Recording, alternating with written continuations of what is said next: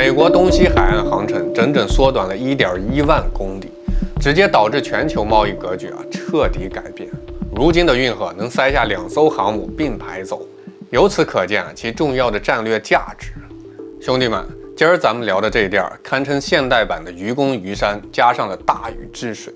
只不过人家移的可不是王屋，也不是太行，是硬生生的把美洲大陆给一切为2。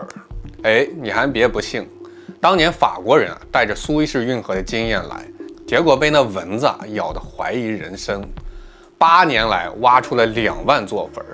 堪称史上最贵的蚊子包。最后还是人美国人一拍大腿，挖啥山呀？咱直接水涨船高啊！这就叫孙子兵法说的上兵伐谋，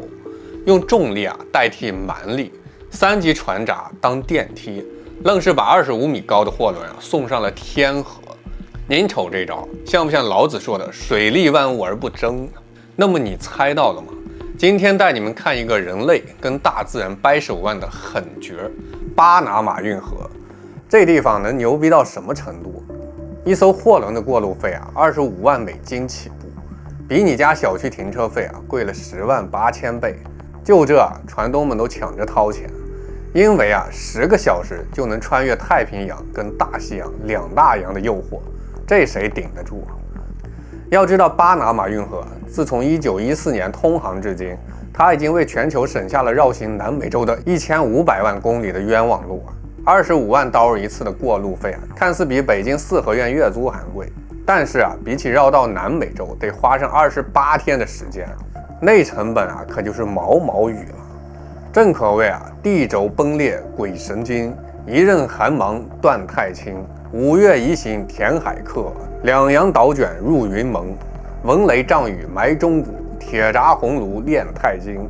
百尺闸门开玉镜，天河倒挂走长津。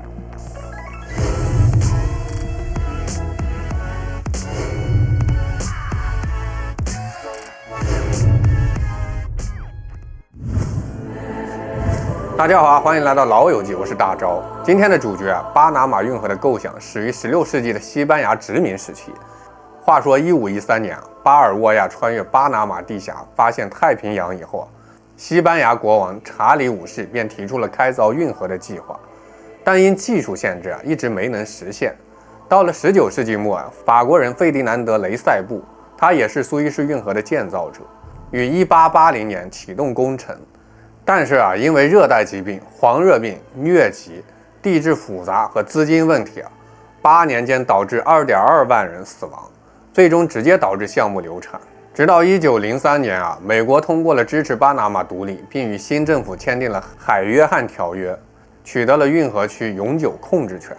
那美国工程师约翰·斯蒂文斯创新采用了船闸加人工湖的方案，以加通湖为核心，通过3级船闸系统克服26米的海拔差，并引入了铁路运输灭蚊技术，最终于1914年完成建设，耗资3.75亿刀了。算上通膨折合到现在的价格，大约能达到900亿美金。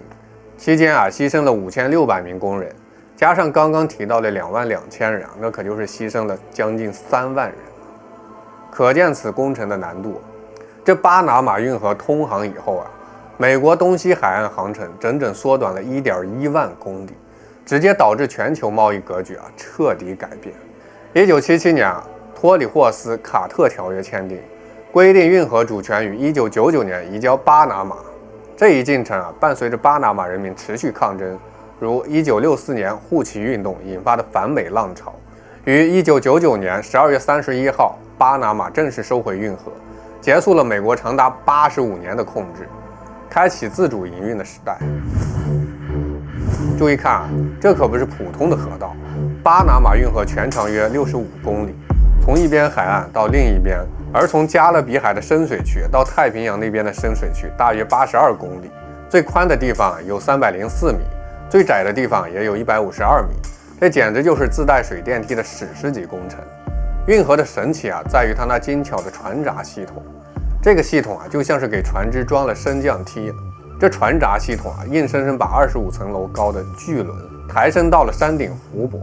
原理比你家马桶还简单，关闸门放水，水位自动抬升，就好比让一艘巨轮越过了一座小山，每个船闸室足够长，可以容纳几乎一座埃菲尔铁塔那么长的船只，而且一次可以让多艘船只同时并行。你瞅瞅，这艘300米长的巨轮过闸时左右只剩60厘米的空隙，比科目2倒车入库还刺激。8台牵引机像蚂蚁拖着面包虫，全靠巴拿马老哥手持 GPS 平板指挥。这群领航员培训8年起步，雨天只能靠3个浮标导航，搁古代高低得封个水上仙人。话说如此巨型的工程，更是让美国人在100年前至少挖了半个喜马拉雅山的土才得以建成。就这112岁的老古董也快被新时代给逼疯了呀！延误跟拥堵越来越常见，直接导致越来越多的船只转而选择了竞争对手埃及的苏伊士运河。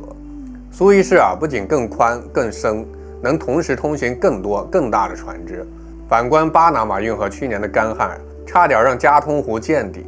所以如果巴拿马想跟它比肩，就必须提高运能。是可忍孰不可忍，巴拿马人怒了，一拍桌子怒砸50亿刀刃下去。你以为扩建就是为了加宽河道？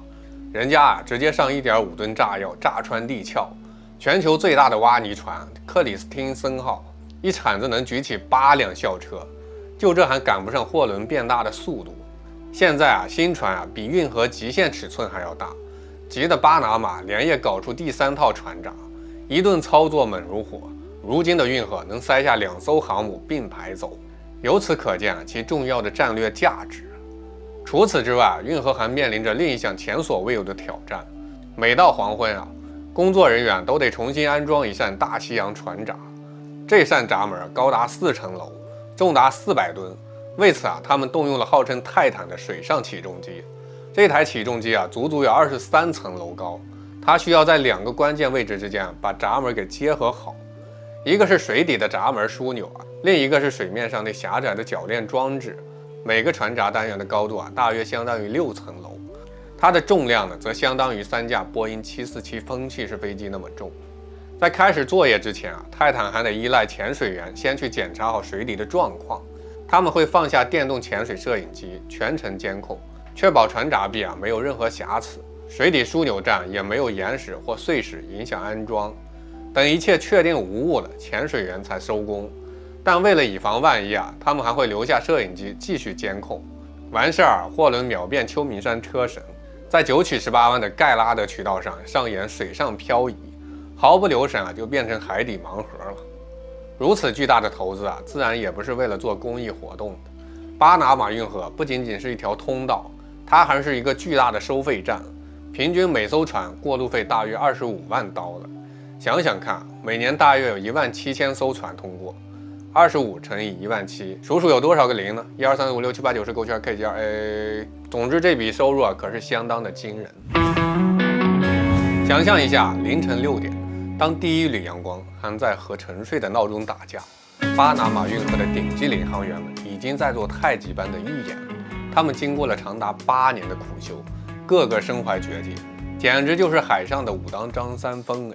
只不过他们的绝招是把巨轮拉进了只有5米前后。这时候3位身手矫健的领航员各就各位，一人镇守船侧，一人执掌船桥，